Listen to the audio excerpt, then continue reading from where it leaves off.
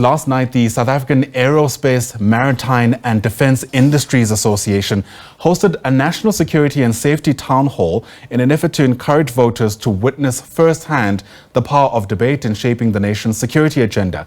Industry stakeholders, government officials and experts were all in attendance, but political parties had to present their positions on national security, and interested members of the public engaged these parties on these critical issues. Let's get you a sense of what came out of this. Sandile Ndlovu is the CEO of the AMD and joins us now via our video link. Lovely to have you on the program, sir. Thanks very much indeed for agreeing to speak to us here on the SABC. I've kind of made an attempt to give the context around this particular town hall. Of course, we're marching to the 29th of March, May, I beg your pardon, and there's been all kinds of questions posed to political parties about what their plan is to take South Africa in a particular direction. But what kind of questions emerged specifically from this gathering, which was focused around safety and defense in South Africa? A very good morning, and thank you for having me this morning.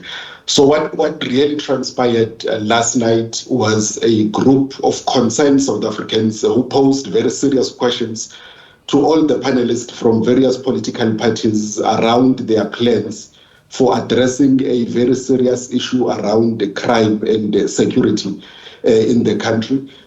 Questions were posed about the budget that is allocated to our security agencies, being the South African National Defence Force primarily, and the police and the border management agency, and how those budgets are to be utilized and what can be done to strengthen these institutions so that they are able to defend and protect the citizens a bit better.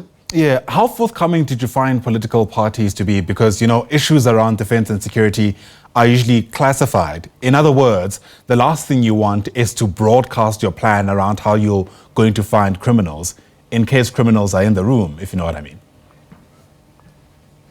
Yeah, so fortunately for us, what came out very clearly was that there was quite a lot of commonalities amongst the political parties about what needed to be done. Of course, they will always differ on how to go about it, but at least they all agreed that national security and the safety of South Africans broadly cannot be politicized. So there was commonalities there. They also came very strongly a requirement post the elections to have a national dialogue on national safety and security and what our interest as a country are when it comes to issues of safety. So we were quite pleased with the fact that there was quite a lot of commonalities with regards to the classified nature of military operations and security operations. Of course, we understand, and what yesterday was about was not the operational side of the police and the defense force, but more broadly their resourcing, their equipping and their funding to ensure that they are better placed and better prepared to protect the country, whether they are deployed externally in outside operations or they are deployed internally. They still need to be better resourced, and of course we are not interested on the how part of their operations, because as we are correctly saying, those would be classified, but we are interested in them being better prepared to deal with those operations, being better equipped. And we are also fortunate that we have a industry that is capable of equipping the police, is capable of equipping the South African Defence Force.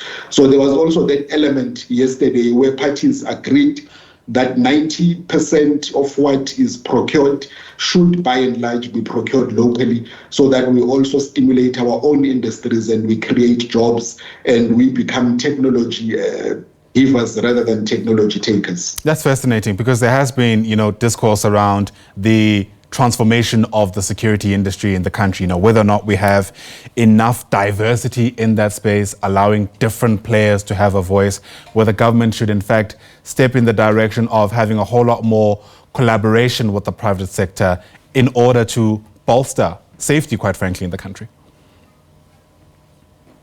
Yeah, well, last night was also particularly about that. While I cannot speak for the broader security industry, but I can speak for the manufacturing side of it, and that's the side that I represent.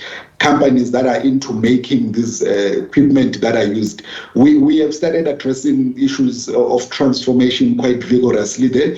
As we speak now, we have programs that are geared towards supporting SMMEs from previously disadvantaged or historically disadvantaged groupings. We have a special focus on ensuring that women-owned and women-led enterprises are supported so that they can succeed in our sector. We know that there are high barriers of entry into the sector. So we've had to find ways of lowering those barriers and ensuring that once a company gets into the system, it is supported throughout its existence and it is assisted to grow. But of course, you cannot transform the sector outside of opportunities or outside of that sector getting businesses, which is why we are then calling on our government to ensure that they procure locally.